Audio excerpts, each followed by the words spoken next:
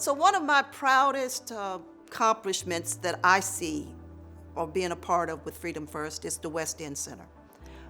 They put a bank or credit union right there on Patterson Avenue, and they rent from the West End Center. That real estate is owned by the West End Center, and we pay rent. And I just think that making sure that that organization stays viable is just a feather in our cap, because it aids so many families, low-income families. And I just think that the fact that we did something of that says a whole lot about our fiber.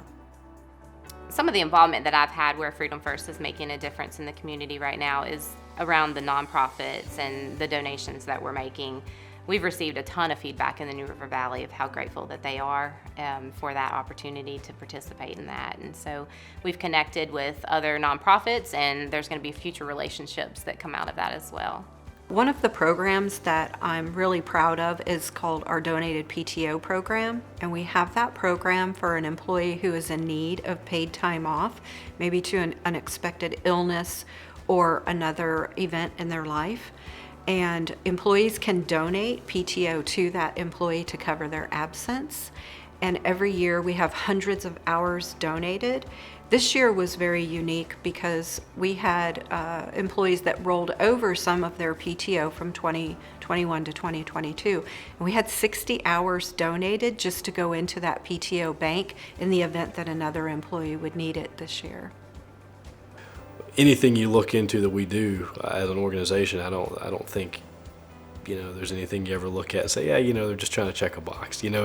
It's truly, there's a reason for it, and if it's not perfect, it's trying to make it better. We have folks that started with financial education, have moved to our transportation program, and ultimately have been homeowners. And so we have a lot of success stories of taking somebody that was in a bad situation, and now they're flourishing. And we know that when a family is in a home, what all the outcome measurements are for that. We know that our children are more successful when they have a stable home and a stable lifestyle.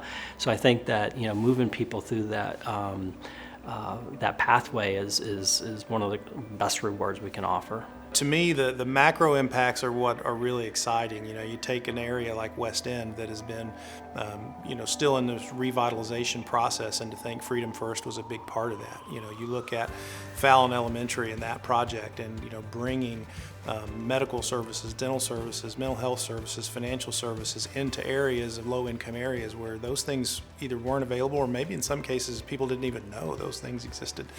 And having a big hand in making that kind of impact. Affordable housing, it's a big problem in our country, and in this region for sure.